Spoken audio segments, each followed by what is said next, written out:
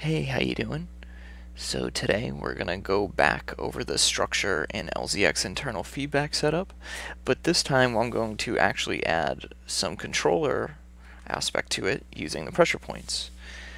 So in the previous video I've walked through the setup of this patch. I've added a few things mainly from the pressure points, and I added one other cable, and I'll walk through that added cable. That added cable was just the H plus V going to frequency of the prismatic ray up here. That's it. Very simple of an add.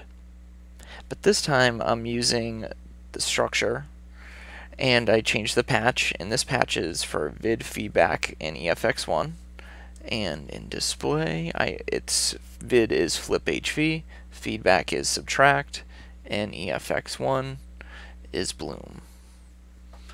Cool. Next thing, parameters for those.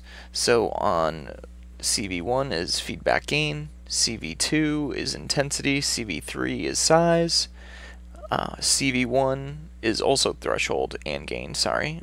So I'll go back. CV1 is gain and feedback gain and threshold of the third effect. Yeah, I'm just going to completely start over.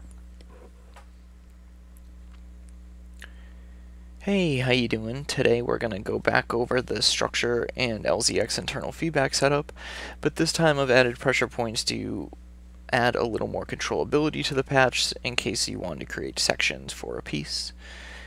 Also, I've added one other cable, which is H plus V going to the frequency of this prismatic ray, and that's it. And I changed the patch on the structure, but it's in the same node set, which is vid feedback EFX1, and what we have is vid flip HV, feedback being subtract, and EFX1 being bloom. I've really enjoyed this workflow over the past couple days, so I wanted to continue it and add a little controllerism to it. And then the effects that are being controlled on or through the structure is the feedback gain and also the threshold of EFX1 on CV1. CV2 is intensity, CV3 is size, CV4 is horizontal shift, and CV5 is vert shift. Cool. So I wanted to show this because when you can control aspects of the structure and also the patch at the same time, you can create some really interesting designs. What I want to lead with is, so if you were to play with the structure, you're manipulating the parameters, and it's pretty one-to-one, obviously, with what you're doing.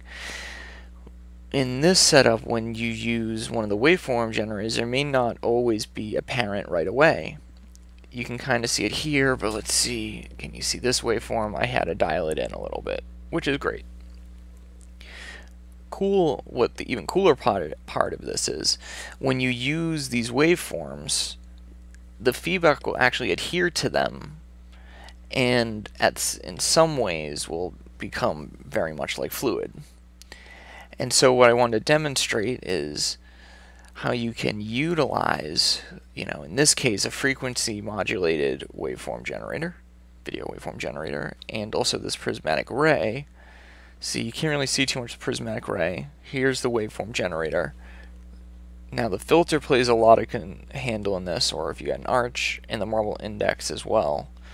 One of the biggest players in this is Anna, actually, allowing me to overdrive the feedback, which is huge. So what did I want to do? Well, I wanted to add 3 CV controls to 3 different controls in the structure.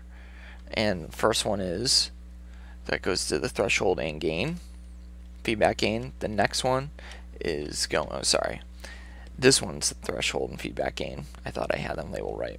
The top one is actually horizontal shift and then vertical shift down here, right here. Cool. I have 2 of them with stackables. One of them, the top one, is going to the frequency modulation point number 2 of the video waveform generator, and then the other one is actually going to the colorize of the visual cortex. Fantastic. So let's see what happens in this mode of pressure points. I have it so each output is a different preset. So 1, 2, 3, 4. So each output of the row. So if I'm here, it's going to be controlled, each one of them in this column. Sorry, not row, column. Row, column. So if I press this one and I manipulate it, you can see now if I go back and forth, I'm essentially sending them pre-arranged CV to these different points in the system, so controlling analog and digital. That is very useful if you wanted to create a piece or be able to switch between different sections if you set that up ahead of time. But also remember, Ana right here plays a huge role in this. So between the two of them, yeah, that's pretty sweet. You can get really interesting effects by overdriving the gain a little bit using Ana as, let's see what the outputs of this were, just to reference. One of them was actually going to the green of the cortex channel A. One of them was going to opacity of the visual cortex CV, and then we had another output going to the CV of the filter. So I'll just play around for a second so you can see what I'm trying to get at. And at this point it does move a lot, like Fluid In is painting a little bit. So okay, now you can see the bend. Now let's try to get this one in. Yep, you can see it now slightly doing. Let me do horizontal if I can get it somewhere. It will appear. I love that little bubble right there. It's a pretty cool bubble. So now I can just switch between these different presets and get right back to that bubble. So I could go away from it, create this other preset that maybe creates that. I got next preset. Whoops. Maybe a little more purple. Then this preset. Let's see what we can get here. We'll make it more yellow and some if we can get that. Nice. And then this preset, we get the little bubble. So there you go.